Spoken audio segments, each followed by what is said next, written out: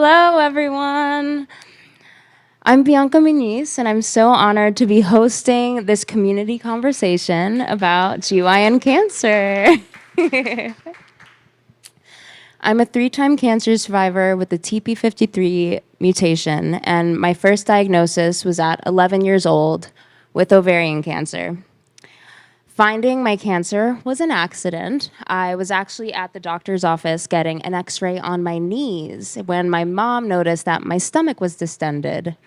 And long story short, they rushed me to the ER.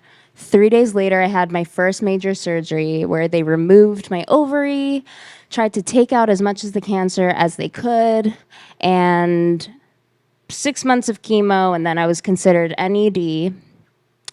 And after that, I became so aware of my body that I started doing self-checks without anyone suggesting that. About 11 years later, I found my breast cancer, and it was only then that we discovered my mutation, TP53, thanks to medical advancements, because at the time of my original diagnosis, it wasn't traceable. So, as GYN breasties, you might often feel like your experiences are overlooked or not adequately represented. This community conversation aims to discuss just that. Joining me today are Rebecca Gigliotti, Holly Lewis, Monica Ruiz, and Katie Green. Can you each share a bit about your journey with GYN cancer and how it has impacted your life? Hi.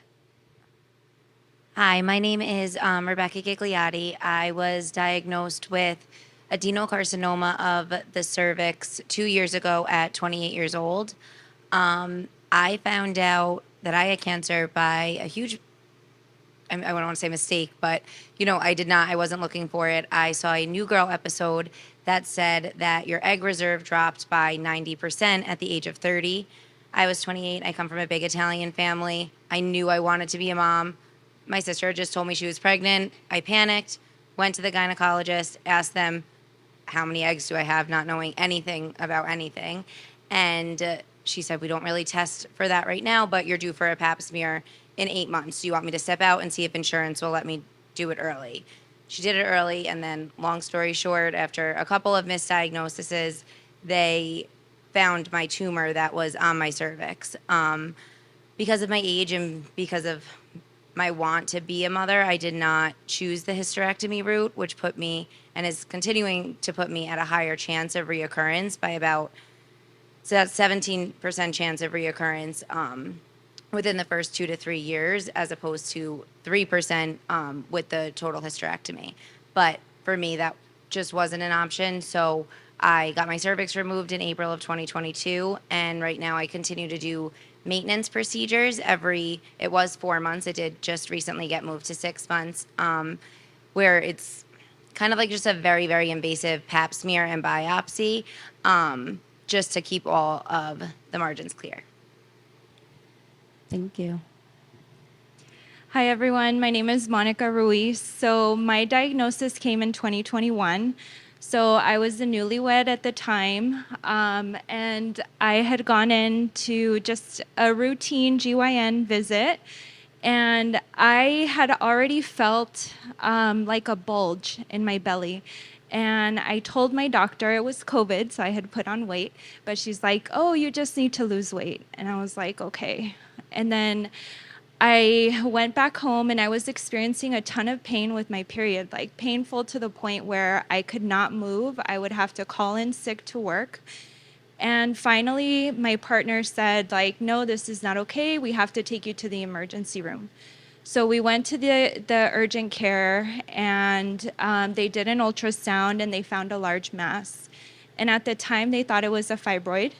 And a couple months later, I went in for fibroid removal, myomectomy.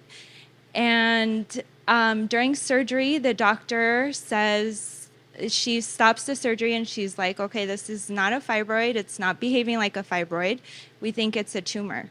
So I wake up, and the next day my doctor tells me, like, I think it might be cancer. And at the time, I was like, what the heck? Like, I'm young, I'm healthy, this cannot be cancer. And I waited about 2 weeks, and then I got my diagnosis. And I got multiple opinions, first, second, third opinions, and all with the same treatment plan. So at the time, my husband and I had been trying to get pregnant, and we had been unsuccessful for a year. And my dreams were crushed, basically. They told me that I had to have a radical hysterectomy, ovaries, fallopian tubes, uterus, everything had to be gone. And I went through with it, went through my cancer treatment. I'm now 2 years post-treatment, and my husband and I are going through surrogacy. So luckily, I was able to do fertility preservation, and yeah, we have embryos and eggs in storage. And I guess that's the silver lining to my story. I still have a ton of grief and still dealing with the trauma from all that, but that's where I am currently. Hi, I'm Katie. My, I guess, journey with gynecological cancer started 20 years ago. In 2004, my dad was diagnosed with colon cancer and passed 10 days later. It was very fast. He was only sick that we knew for less than a month. And based off of his autopsy, because at that time they weren't doing genetic testing posthumously, it was presumed that we had either Lynch syndrome or hereditary non-polyposis colon cancer syndrome in the family. And both of those have very high risk for uterine cancers. He was adopted, so we didn't have family history at the time. So I began colonoscopies and transvaginal ultrasounds every 2 years at 15. And in 2018, I had my third set of polyps on a new organ. And at that point, they decided, yes, they would cover the genetic testing. So I knew when I got the call from my gynecologist saying, hey, we need you to come in to go over the test results. And they told me everything else over the phone. And I was like, well, I'm going on vacation for Labor Day tomorrow. Like, do I have to come now? And she was like, yes, come today. And so I knew it was coming, and I 100% thought it was going to be Lynch syndrome. I was prepared. I knew I had a 50% chance if that was what he had. And it was a BRCA1 mutation. So we added breast and ovarian screenings to the list. And so now I'm kind of in the phase of getting ready to do my preventative self-injectomy with delayed oophorectomy in December and navigating fertility preservation before that. Hi, everyone. My name is Holly. I was diagnosed with breast cancer when I was 26 in 2013, pre-Breastie or any type of young cancer organization era. So I also found out at that time that I had the BRCA gene, BRCA1 positive, and they said, you know, because I was so young, they would just monitor me for about 8 to 10 years so I can kind of figure out if I wanted to have a family or kind of figure next steps. Unfortunately, probably like 7 years later, I just started getting really bloated, constantly having to use the bathroom all the time, and just try to figure out like what was going on. I was gaining weight, but really active. And they just, again, this was in 2020 when this happened, like right before the pandemic. So they just chalked it up to, you know, just be more active, you're stressed out, etc. So I'm just like, no, something's wrong. And since they were monitoring me, I did have, sorry, I just lost my train of thought. They were doing labs and everything, but they were also doing pelvic ultrasounds every 6 months for me. So at that time, they did a few extra and did a couple scans, and they thought they were like, maybe it's a cyst or a fibroid, but we can't be sure until we go in. And it's an outpatient procedure. I'm like, no problem, sure. Unfortunately for me, in my case, when they went to go find the fibroid or cyst, they found ovarian cancer. And legally, you're not allowed to close a patient up if they're already open and you find cancer. So they did an oophorectomy. So when I woke up from what I thought was going to be just a small procedure, it turned out that I also had ovarian cancer and a full oophorectomy. Again, silver lining, like I'm still here. I can advocate. I can make sure people advocate for themselves and push for that. But definitely not something that I expected at that time. Wow, that's so interesting. I didn't know that was a thing. I had no clue. Thank you guys for sharing your stories. How do you feel about the current level of representation and awareness of GYN cancer in the community? I feel like within the community, I think women's health in general is very confusing, and hard and difficult. It's not difficult to talk about, but it's difficult for people to listen in the way that it should be listened to.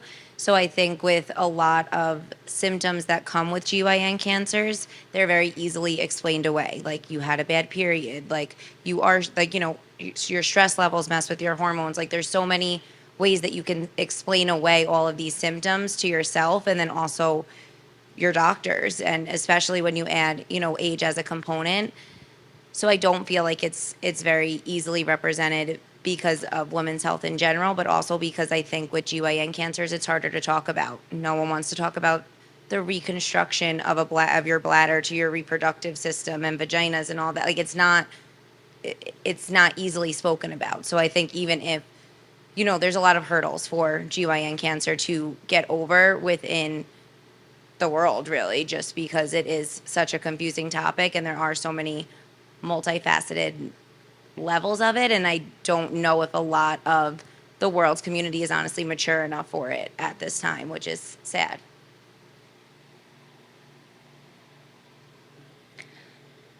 For me, I feel very grateful, to be honest, just for this space because I think one of the things that I really struggled with was finding community as a GYN, a person going through GYN cancer. I attended different support groups where I didn't feel represented. I felt like a lot of the women were in a different place in their life where they couldn't relate to, the ability of not being able to have children. So I really love that, our community here in the Breasties, it's very representative of everyone, and that we have this space to be able to just to connect and learn from one another. And I would definitely love to see more representation. I would definitely love for this room to be full, and just more GYN breasties to join this space. So that's what I would like to see in the future. I think that for me, as one of the previvor representatives, we as previvors, and I know not all of the mutations have a gynecological component, but a lot of them do. And as previvors, we talk so much about the breast cancer risk, and sometimes I don't think anyone's forgetting the risks that we have, but it just doesn't get highlighted as much. And I know if I want to figure out what I need to do before a mastectomy, I can find a whole bunch of resources. I know exactly what supplies to buy. I know who to talk to, that sort of thing. But getting ready for my next round of surgeries, it's not out there like it is for this. So I think the more we can integrate with the community as a whole and get more people talking about it, I think the better it's going to help all of us as we make decisions or end up in situations where you think you're going in for one surgery and you get something else, that we have a bigger, better support group, I think. The same as my other panelists have also stated, is just, in most hospitals, the funding is for breast cancer. That's where all the funding is. Unfortunately, for GYN, it's not the same. I know there's a lot of support groups whenever I go. I'm based in Boston, so I'm a patient at Dana-Farber, which is world-renowned. But I'm very vocal. They know me well for that. And they're trying, but they also just require so much. If you're going to volunteer, they want you to do all these things. And I think one thing we've also learned from the Breasties, like you can say like you need to comp me or you need to do whatever, like if you want me to kind of speak up. But I just think our voice needs to be heard more in this space. And I think, this is starting it. Yeah, I feel like sometimes it can be easier and to talk about breast cancer on social media specifically is where I'm gonna veer towards. We can hold our chests and say, feel it on the first, and I don't know. For me, it just feels easier to talk about than ovarian cancer. And I don't necessarily feel as comfortable touching my scars publicly and online, like down here, because people who aren't within the community will see that or perceive that as innately more sexual. And I don't want to be perceived that way. And it doesn't matter, but also I don't want that attention on social media. So it just feels easier because breast can be perceived as sexual as well, but like this is closer to other parts that are, whatever. So for me personally, it's just been easier to talk about breast cancer publicly than it has been ovarian cancer. I don't know. Can I add to that? Yeah. Yeah, and I think I just want to add to that. I think for me, there's also a lot of shame that I carry with losing my reproductive organs, especially not having the opportunity to have children.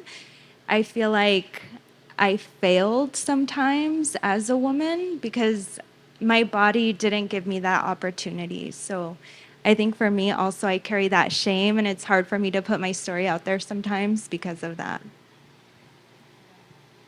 I hear you.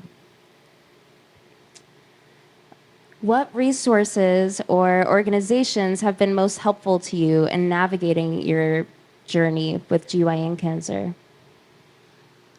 For me, I had actually a friend of a friend get diagnosed with breast cancer like 7 days after I got diagnosed. It was very weird. We were 28 and 30, and she had a friend tell her about the breasties.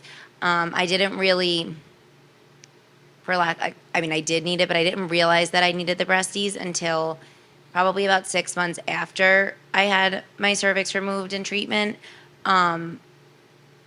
But then I like had reached out to just one breastie on, it wasn't, I don't, maybe it was the app actually, because it was right after the app launch. And she connected me with a lot of people, and I work better in like an intimate setting. So like for me to be able to like open up to her just like through texting was a lot easier. And then she, when I had to go and do the fertility preservation, she set me up with Chick Mission and Live Strong, and that was a huge, huge help. And so, really, I guess I would say the Breasties, and then through the Breasties, Chick Mission and Live Strong have truly been really good resources. And although, as you can see, like there's not a lot of GYN,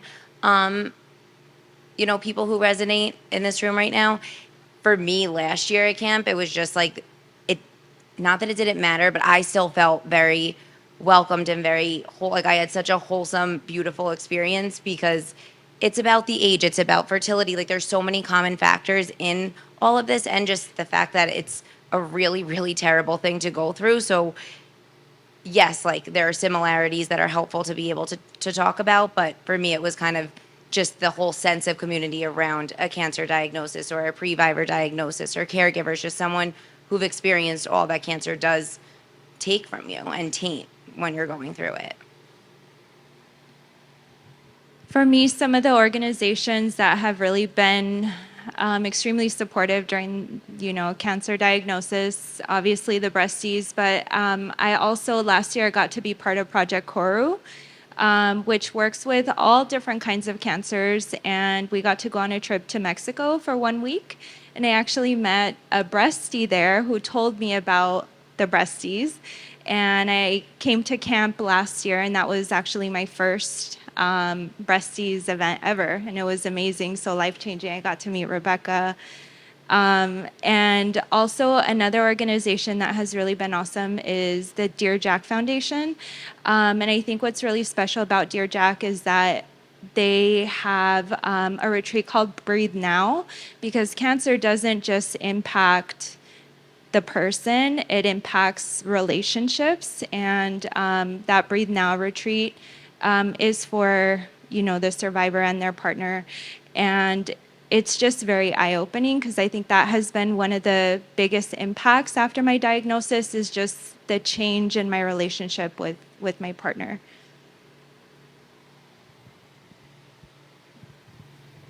The Breasties.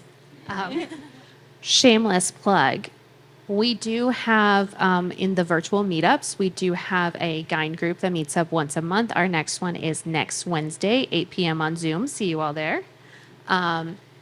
We're a small group. There are some times where it's just the 4 leaders of the group. Sometimes we have other people, but we love seeing everyone and chatting and getting to hear the stories and be a support for each other. And that's really where I've probably learned the most about what to do and what comes next. So we'd love to see you there. And we have a breakfast meetup tomorrow.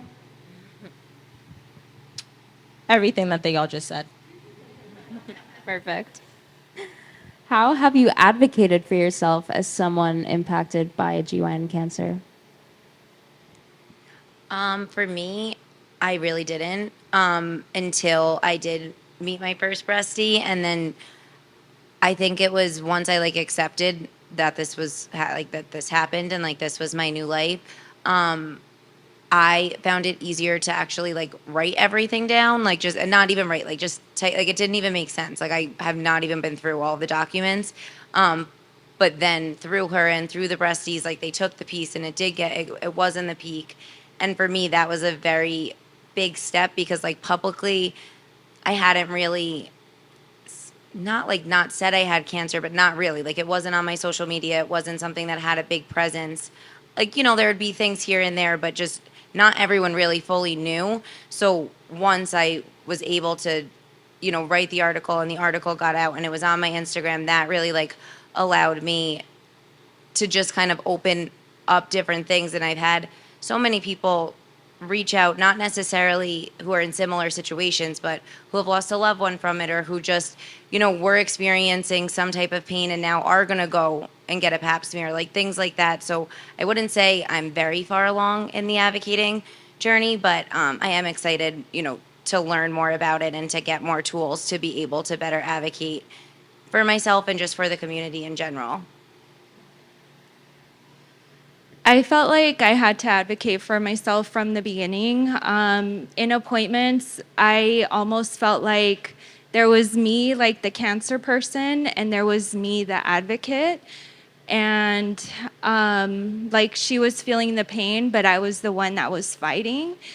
And I think like the biggest thing that I have to advocate for myself was for basically like sexual, like just recovering after surgery and just, readjusting to being intimate again with my partner. I think that has been really, really difficult for me, just because of, all the treatment that I've had to go through.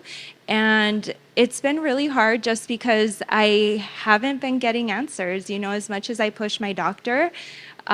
She doesn't know how to help me sometimes. So I have to look in other places and try to find answers that way. But I feel like I'd have to advocate for myself since day one. My favorite way is firing my doctors. Not all of them, but the first doctor I went to for gynecology came in. Well, first of all, they had me get ready for the appointment, which we all know means you're wearing nothing on a table with a paper sheet, and then proceeded to take an hour and 25 minutes before coming in. So I was naked on the table for an hour and 25 minutes. And then when he came in, he was like, look, I know you've got this mutation. I'm going to tell you the symptoms to look for, but you probably already have them because everybody does. So just take it with a grain of salt. The odds that anything's going to happen are small. Really poor bedside manner. I was like, well, what are we going to do to monitor? And he was like, we don't have to do anything. And I was like, well, my genetic oncologist already told me that's not right. So no. So I ended up getting another doctor who took it a little bit more serious and also was more respectful, not just of my time, but as a human being. And I get it because I do the same thing sometimes with patients. Like you have someone, and if you're giving that diagnosis, you're going to spend more time in that room. So I get it, but also I probably wouldn't bring the patient back and have them sit naked for an hour and 30 minutes. Since then, I think the biggest area that I'm trying to advocate for myself and for others right now is trying to find out answers on what we need to be doing preventatively there has been a shift in the guidelines in the last year where there's a question of, for previvors, does CA 125, is it an effective screening tool for a previvor? Are the ultrasounds even an effective screening tool for the previvors? So a lot of us, and it popped up in the app, so you may have seen it, have been going through where we went in the last year to our doctor's appointments, and we've been doing these screenings every 3 to 6 months for years, and all of a sudden it was, actually, we're not going to do anything. So for me, I was like, but I've had several precancerous spots removed. If we can keep checking, that'd be great. We don't really have the answers, and I think advocating for more research is what's going to get us there. So that's kind of where I'm at right now. I think when I was diagnosed with breast cancer originally at 26, it forced me to become an advocate because I wasn't getting any answers. So once I was diagnosed with ovarian, I already had my tools. I had my voice. I was speaking up very vocally. It's still a very hard trying space because, again, there's not as much information and they're not looking for younger patients, unfortunately.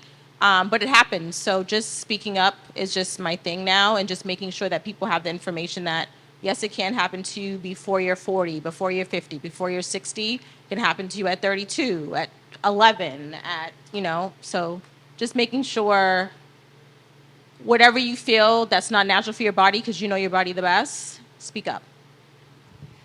Can I just, I think I answered the question wrong, but I just wanted to now answer it correctly quickly and say that I think I was very lucky, and yes, I had to advocate for myself, but I had very good doctors, and because they had, a couple of doctors had missed, they just, thought it was just a regular cervical cancer, but it wasn't. Like they had missed the tumor. I think they took it very seriously right off the bat. So I was very grateful for.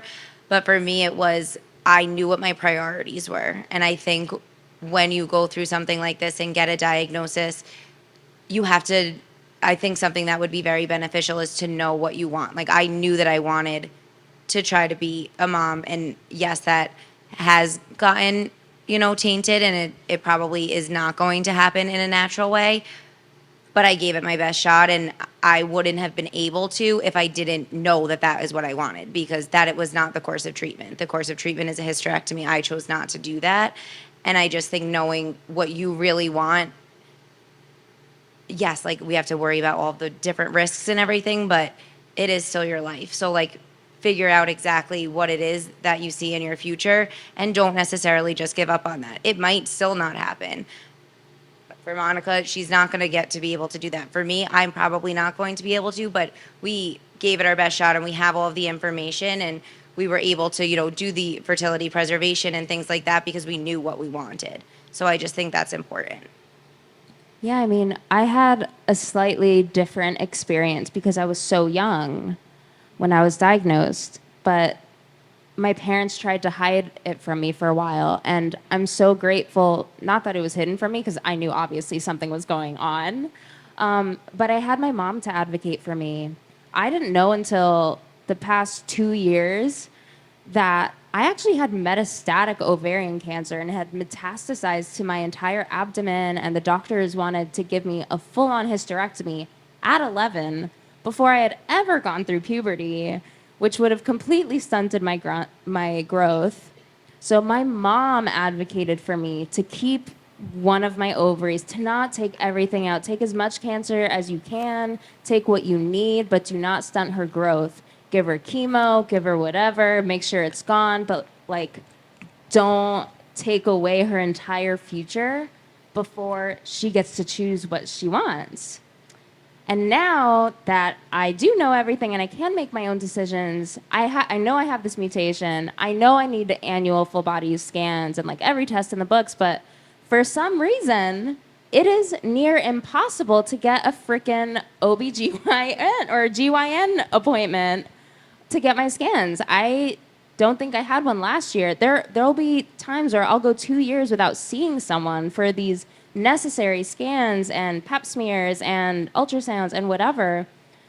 And I have to freaking advocate for myself. And sometimes it's the person at the front desk fighting me telling, like, just being so difficult. And so, yeah, I fired my GYN and I'm looking for a new one. So it's very frustrating. It can be very frustrating advocating for yourself. What advice would you give to someone who has recently been diagnosed with GYN cancer or a genetic mutation? I think really just what I said, just making sure that you know what you want for your priority, like, and if you don't know what you want, that's also okay, but preserve those options, because if you are getting diagnosed younger, you're not sure that you are going to have a family, you just want to have all of your options in order. And the best way to do that is to, either know what you want or know, like, I don't know what I want right now, and that's okay, but I want to do this, this, and this. So I would just say really like soul search and figure out exactly it is what you want for your future.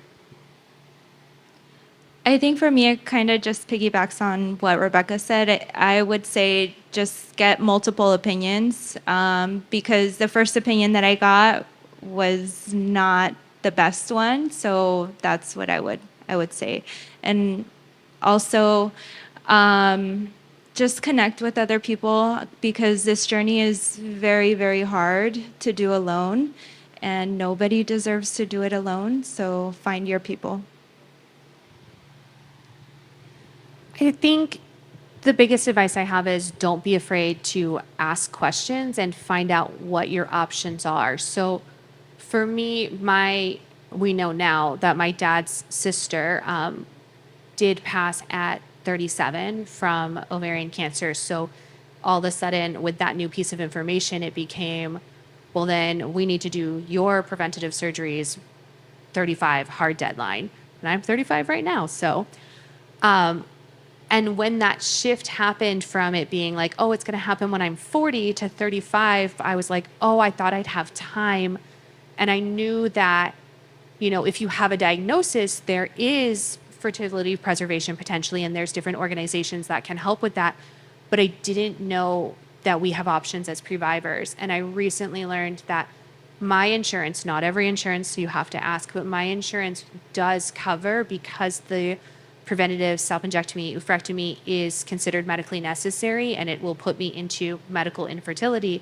They are covering the medications, the procedure, and the first 2 years of storage for me. Every insurance is different, but just knowing that that's an option for some of the previvors, and if you are someone that, based off of your preventative scans or family history, things have to happen a little bit earlier.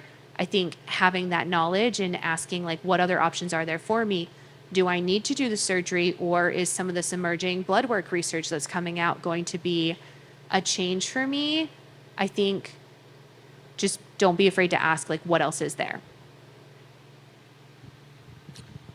Basically the same that everyone else said. Just, make sure that you're asking your insurance questions, finding your community. Sometimes they'll say no, you speak to somebody else and it's a different answer. So just make sure whatever questions that you think you need to know for your body and whatever you're going through, you ask them. The worst they can say is no, and the best thing, you save all these thousands of dollars that you didn't anticipate. But finding your community is always going to be the best thing, because we're out here and we're here to help you. We just have 2 more questions before we open up for Q&A. How has your perspective on life and health changed since learning about your diagnosis? I honestly think it's changed in a good way.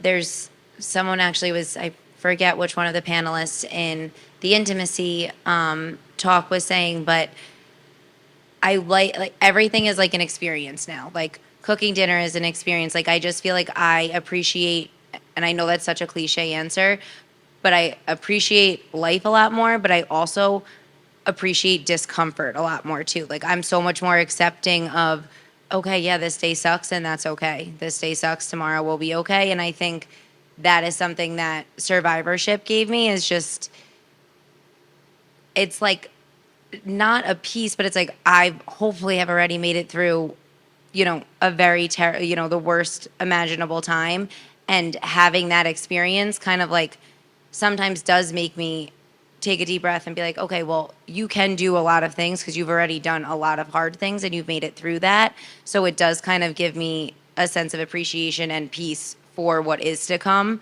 just because we can't control what happens. We have no idea. One day you're okay, the next day you get this life altering news. So just that acceptance of there's a lot you can't control. So just worry about the things that you can, I would say.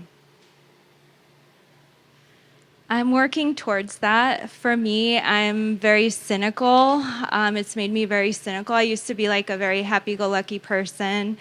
But I think like this experience has made me very bitter and very hard. And I think it's basically just because of, you know, the grief and the pain that I'm still feeling around like losing the ability to carry my own children. Yeah, I still carry a lot of that trauma, so I'm working on it. Thank you for your honesty. I think it's a little different for me because I learned about my risk when I was 15, and it's been 20 years that I've been doing screenings. I didn't know the full extent of it or how significant my family history was until the past couple years.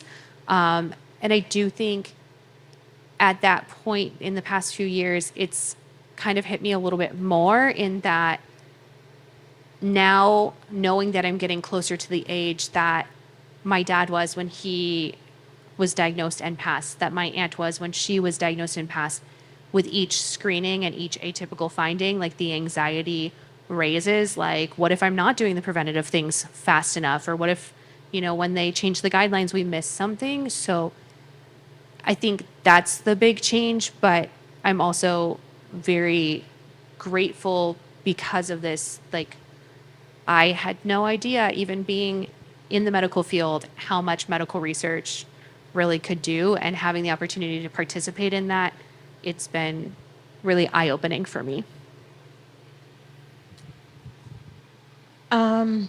It's like a roller coaster for me. When I was diagnosed with breast cancer, you know, I was young, but I was like, okay, I'll get through with it. And I knew the steps I was going to take so I can kind of somewhat prepare for it. But then with the ovarian cancer diagnosis and then doing the full oophorectomy, like I wasn't prepared for that. So, you know, I didn't really have time to grieve. Like I couldn't bear my own children. I had to focus on getting treatment because I had ovarian cancer. So it's definitely ups and downs, especially when I'm with my family and the, you know, the babies and my friends and things like that. So definitely just trying to like truck through and figure things out day by day. Yeah. I feel the duality of both Rebecca and Monica and the roller coaster. They're most of the time I'm so grateful for life and I just want to go outside and live and go hiking and go on adventures and play music. And then there are days where I'm so freaking frustrated with this journey I've been sent on and have to continue to go on with the doctor's appointments and dealing with insurance and finances and just the adult things that I just really don't want to deal with. I don't want to deal with any of it. I just want to go live in the mountains. And so I feel super happy and grateful and also super pissed that I have to deal with any of this because I didn't know that the medical system was so effed before I got thrown into it. I would just go for my physicals and that was that. And now, you know, I didn't know you had to pay for any of those things. So that's how I feel about that. Okay, last piece. What do you wish you had known when you were first diagnosed? That's a hard one. I guess I wish that I would have known. I don't. I guess like I wish I would have known when I would not when you were gonna get the diagnosis, but like there's such now a fine line. I feel like my life is split into two, like the before and the after diagnosis. And I wish I have a huge family that's the best, but everyone knew immediately. And I think for me, that was very difficult to process and why I got diagnosed in February and I truly didn't process it, or I didn't even know that I didn't process it until Columbus Day of that year. Like that was just like the weekend that I was like, oh my God, like a lot has happened and like this is not good. Like nothing is great. And I just think, I guess I don't know, I just wish that I would have known that it is okay, that it's not okay. And I think then it would have just kind of been an easier transition because everything was good. And then it was just such an abrupt stop that I didn't process it. And yeah, I guess just that like this is, it's okay that it's not going to be okay and that there isn't a positive spin on this. And it's okay to not have a positive spin on it. Yeah. My saving grace has been like just these communities, and I honestly just wish I would have found them sooner. I'm really, really grateful to know about my mutation and have the opportunity to do as much as possible to try and prevent what I can. I just wish that we had known who my dad's adopted or like birth family was and we knew how bad this was, because that's an opportunity that he didn't have. We didn't know we should have been screening or trying to do any of this because we just had no idea. I would say I wish that they were more prepared to provide me with information that I had ovarian cancer. I don't think they expected that to happen. But you should be prepared as a physician for anything to happen to your patient. So that's one thing. Just be prepared for anything to happen and provide those resources available for that patient, because it was a whirlwind and I didn't really have much of anything to kind of go off of and utilize at my service. So I wish I had known that there was nothing to be ashamed about. yes. We're going to open up the floor for questions or comments, or if anyone wants to share anything about their own journey. Hi, my name's Jill. I'm a breast cancer survivor, and I have the BRCA1 mutation.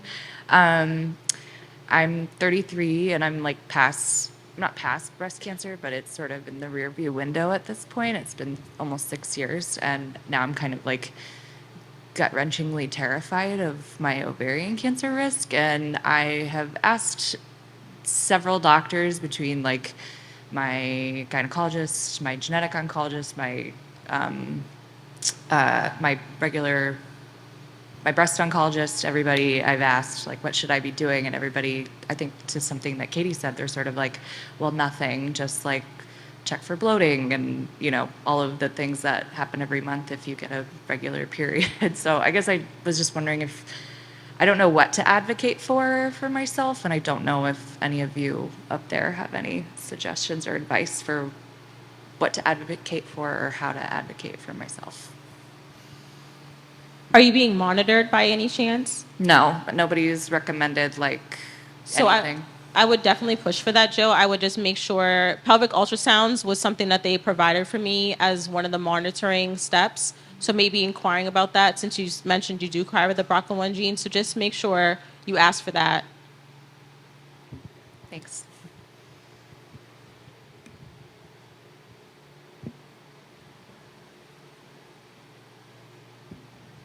Hi. I do have a question, but I also have a comment. It's kind of hard to make this comment without telling my whole life story, but when I was a teenager, my mom had cancer of the urethra, and she did not survive that. And so for a long, long time, I had some of the same fear and pain that I think you have afterwards about my own mortality. And then 30 years later, my husband had pancreatic cancer, her dad, and he tested for BRCA2. And he succumbed to that too. And so then I had to have all that go all over again. The pain and the worry, and until she could come of age where I felt like it was fair to her to make that decision about being tested. One comment I have to make, though, is even going back I can't really say for my mom because I was so young, but with my husband, what amazed me was how little the doctors really knew.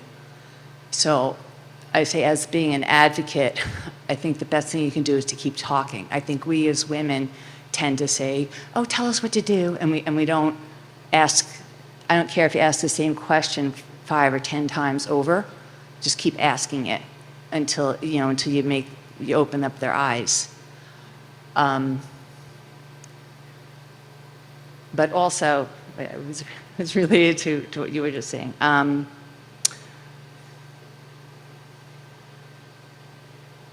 I'll think of it later. But my question was, I'm sorry, I walked in a few minutes late, so I wasn't sure what kind of cancer your father had.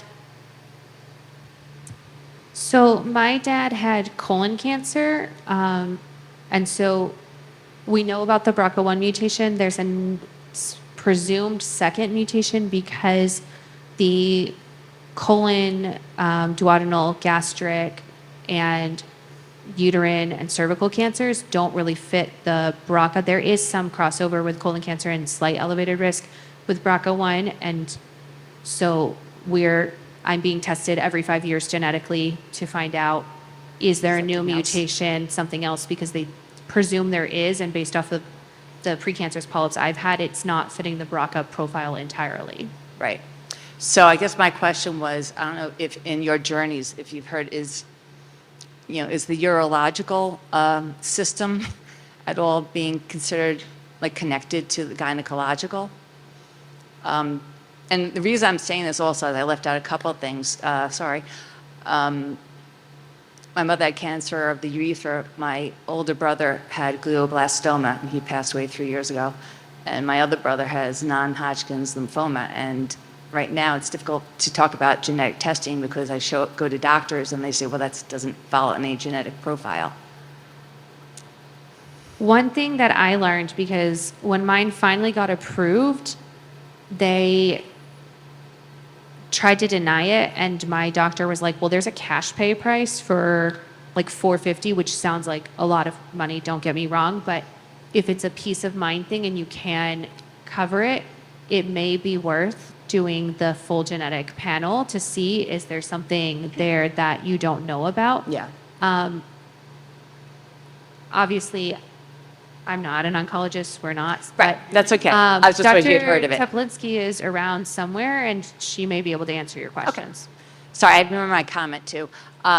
In our journeys with my daughter, who had a double mastectomy in December as a previvor, we've asked a lot of questions because in my experience, gynecologists really don't, I've been educating them about BRCA2. And they had said there was some kind of like an oncological gynecologist that they would recommend. So I just wanted to throw that out there, that I think, maybe instead of going to your regular GYN, go up the ladder and find someone who knows more so that you're not in that boat of educating them. I second that. That's exactly what I've been trying to do. I have not done that yet, but I do have a contact. So if anyone wants a contact in New York, I do have one. I'm sorry, another comment. I'm just, like, I hope you all have other people who can work as advocates. I mean, I've heard strange comments about some mothers, reacting like it was they who got the cancer and terrible things like that. But, I think anyone going through a cancer diagnosis really needs somebody else there as an advocate. So I hope you can do that. I will say my mom has legitimately come to every single appointment because for me, I feel like, especially in the beginning, I found out about my diagnosis on like a Zoom call. I had no idea. I was not expecting it at all. I actually had like 10 girls at my apartment like the day, but when they were like, okay, can you get on a call in 2 hours? I'm like, I guess, but like it was President's Day and like she didn't work on Tuesdays, so I was like, all right, whatever, it's fine. So it was like on a Zoom call, and I'm so grateful that I actually work with my mom because like I was not paying any mind to it. I was just sitting at my desk and I was like, okay, so you do have cancer, and I was like, hold on, and then like they just start rattling all of this information, which you need, but you're kind of not in the right headspace to have. So I do think bringing someone, or if you can't bring someone, saying like, I'm going to record this conversation because I'm not going to be able to catch everything. I want to be engaged and I want to ask the right questions, because I had like a whole cancer notebook with tabs. Like, organization to me is like a calming thing. So like, I'm like writing down questions, but then I'm not even listening to the answers because I'm too busy, writing down the last question. So I do think if you can't have someone go with you, because I was extremely lucky where my mom has been able to go with me to everything, record the conversation, because there's too much information given, and we are just like human beings given all this information while also like, sometimes devastating news simultaneously. And don't hesitate to interrupt them and say, "Oh, I'm sorry, doctor, but did I get this?" And honestly, they seem to appreciate that. Like we've found, we've really slowed them down and say, "Oh, hold on, can we just go back to this point?" Yeah. And if they don't fire them? Along those, Fire them. We second that. You just fire them. Definitely. It's very hard to move on and find somebody else, but you fire them and you'll find the way. I also found a lot of the genetic counselors were really helpful in helping us find an entry pathway, to find the doctors. So that's Yeah. my last thing. Thank you.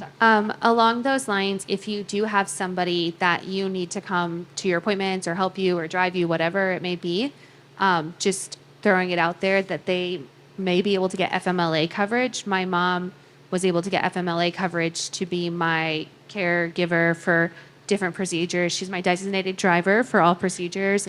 When I was in Florida and she was flying down, we were doing what we would call polypalooza, where we'd schedule the hysteroscopy, colposcopy, and colonoscopy within like a 10-day window.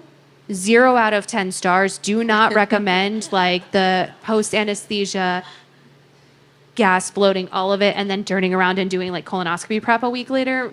Do not recommend. But you can get that sort of help if you need it. Thank you. Cool. Anyone else before we close out? Awesome. Thank you so much for joining us. And I hope we can continue to grow our GYN community within the Breasties and get more people involved. I had no clue that previvors were allowed into the gynecological cancer, like, virtual meetups. So maybe if you guys post that a little bit more, that previvors are allowed, like, maybe more people will come. Like, I'm definitely going to be showing up now Wednesdays, 8 p.m. So Noted. thank you. Yeah, I'll try to do a better job of making sure that it gets posted in the Previvor page too, because yes, absolutely, we are welcome and we want you.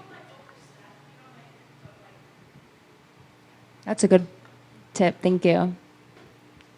I have 3C metastatic endocarcinoma, and I found mine by accident. So I want to tell everybody too, you have to be your own advocate, and don't always rely on your CI 125. Mine has never been over a 24. So cannot just rely on just one test. Thank you. All right, guys. Have a great rest of your day and weekend, and I hope you have a blast.